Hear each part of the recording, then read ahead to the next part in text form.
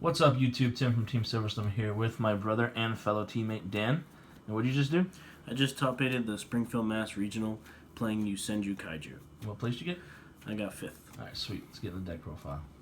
So for Yosenjus, we got 3,1, 3,2, 3,3, and 3 Sujik.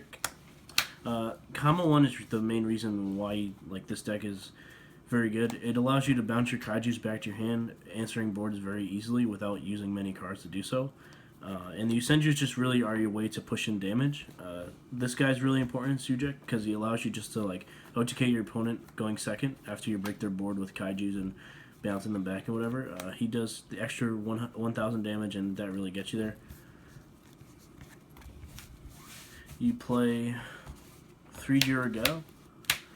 This is just to push for extra damage. It does 27 damage by itself. It gains you 1,000 life, which is relevant because sometimes you just have to pass your board up with nothing, no protection, and a lot of decks really can't kill you. And the 27 does get you there sometimes. I probably wouldn't play 3 again, just because it wasn't very good in some board situations. But yeah, I mean 2 Maxi, and for the Kaijus you play one of each of these ones. It's important to have a spread just so that you always have one that's more attacked than your opponent's. And the 2 3,300 beaters are really important for OTKing your opponent. And I think 5 was the right number. Sometimes when you desire, I didn't have enough in the deck to resolve a slumber, but that only happened twice throughout the entire day, so yeah.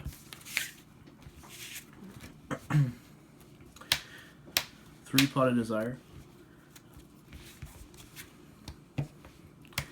3 Kaiju Slumber. This card is by far the best card in the deck. It allows you to break boards and put a big beater into play, and also gain advantage. If you have the combo to bounce the Kaiju, if you don't kill your opponent, you still have ways to answer what they're trying to do on the following turn. And also, you get to search too. So it becomes like a little card advantage engine by itself, and it's just a really powerful card. 3 Tenki. This is just to search your Yosenju creatures. And then we have 3 Twin Twister, 3 MST, and 1 Night Beam, all in the main. You're always going second, and basically you just want to trade your opponent's cards that aren't threats, because your Kaijus and Yosenjus interact with threat creatures very profitably. So you just want to be able to trade your opponent's cards out and not have to deal with quick play Metalful Fusions or whatever else maybe. You also need to keep the Metalful decks in check, because once you get to the late game, you kind of have to keep them off their scales, and these 6 really do it for you. Yeah. We have 1 Raigeki. This card was okay. I probably wouldn't play it again. It's just when you have to tribute over their Toad or whatever negation creature they have, and then Raigeki, you're wasting a lot of resources, and yeah, it just wasn't that great. And last card in the main deck is 1 Upstart Goblin. 3 9 cards. No traps. No traps. We got 1 Lightning Chidori. If a deck can make this, you generally want to play it. It's just a great value, rank 4. And then we have Honor Arc, Castel, and Daimo Direwolf. This is basically just your removal suite. We have the Utopia package, Abyss Dweller. Then we have Daigusto Emerald, Rhapsody, and Gaga Samurai. These 3 are the ones that didn't come up throughout the day. He's very important just for pushing in extra damage to just OTK your opponent after you bounce the Kaiju's back and after you break their board. We got 2 Gaga Cowboy. This is really important for after you attack with all of your Yosenju guys. 2 Cowboys is game. So you play both. That situation actually didn't come up, but the first Cowboy is really good. You always leave your opponent at such a low life, and Cowboy can just close out the game. Did it win any key moments, any matchups for you? Yeah, in the last round, I ended up Cowboying my opponent in time just to get under the 300 points of damage I needed to deal. Nice. We have 1 Toad and 1 ABC for the cherries. Sideboard, we have 3 cherries, 3 Retaliating Sea, 2 Flying Sea, 2 Ghost Ogre, 2 Denkoseka just for Paleozoic, and we have 3 System Down for ABC. Any notable changes you'd make off the top of your head? Definitely wouldn't play 3 Ghetto, I think. It does 27 damage by itself, but I think in some situations where you're not actually trying to kill them, it's just like a mediocre card.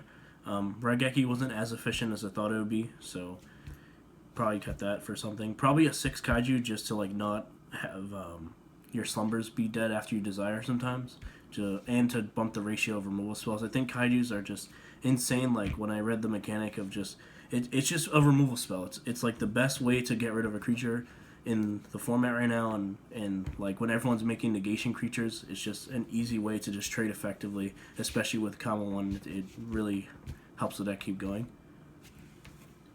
You think? I know originally we had Night Beam in there at 2, and we ended up cutting it down to 1. You think you'd add the second one back in, or even drop the one that you have in there now? I didn't really draw it at 1, but like the point of having like the Night Beam, it's like you have 7 ways to destroy spells and traps going second, and it's really important just to trade. And so when you have like 7 of the same effect, it's obviously very important for the deck. The 8th one, like I haven't really done the ratios, but I think like the 8th one would help and maybe cut the Raigeki for the second Night Beam. Like it was really good to just have a bunch of spell and trap destruction. Sometimes it can get cloggy, but when you just have like 1 or 2 and you can trade and then Kaiju and do what your deck tries to do, you really get ahead of your opponent going second. It's really important that this deck wants to go second because it's almost like you win the die roll every single match. And that's a very powerful effect, even if it's not actually in the game. Every deck wants to go first, and your deck wants to go second. That's an advantage you have over the field. So essentially, you win the dice roll every time. Every time, yeah, literally every time, yeah. Remember what your matchups are like? We had 3 Metal Foe, which I think is my hardest matchup. That was my only loss of the day. I lost to Joe Bugley playing Match Spectrum Metal Foe. But I won the other 2, and we have ABC, Heroes, Paleozoic, and what was the last one? Monarchs, I think. Monarchs, yeah. Matt Herrera, Monarch. Very good Monarch player.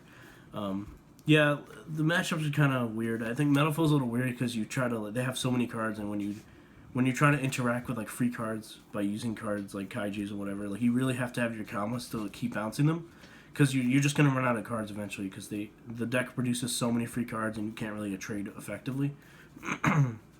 Yeah. Any shoutouts you want to give? Shout out to my brother Tim for helping me with deck, convincing me to play. Shout outs to Slick for helping me out last night, and shout outs to Yorgi for convincing me just to play. I haven't played in a while, and ended up doing really well. The deck was really good, and go play it. It's actually more fun than I thought it would be.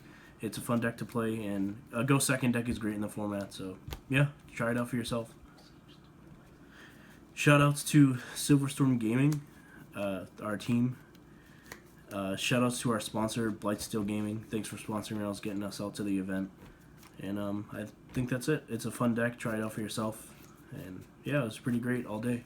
All right, thanks again, Dan. Congratulations. Don't forget to like, comment, subscribe, guys. Catch you guys later.